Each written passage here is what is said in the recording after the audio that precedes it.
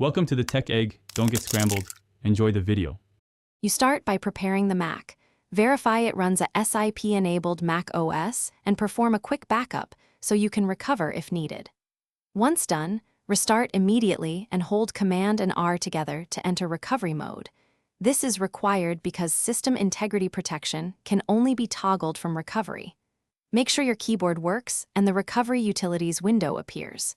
If you have a T2 or Apple Silicon Mac, use alternative startup keys described next. Continue only when the recovery options are visible. From Recovery Utilities, choose Utilities, then Terminal so you can run the csrootle command.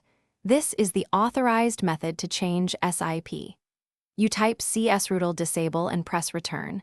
The tool will report the operation and specifically which protections were turned off. Once the command confirms success, choose Restart from the Apple menu to boot back into Mac OS. Make sure to open Terminal in the regular system and run csrootle status to verify that the protection state now reads disabled before proceeding with any privileged modifications. After completing your task, re-enable SIP by repeating the recovery boot and running csrootle enable. This restores Mac OS defenses.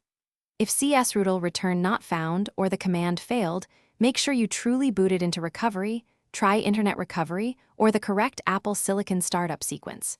Shut down, hold the power button until Options appears, then select Options and open Terminal. If problems persist, verify firmware updates and consult Apple support.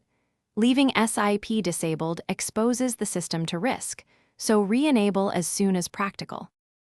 Thanks for watching. Consider subscribing if I helped unscramble your problems.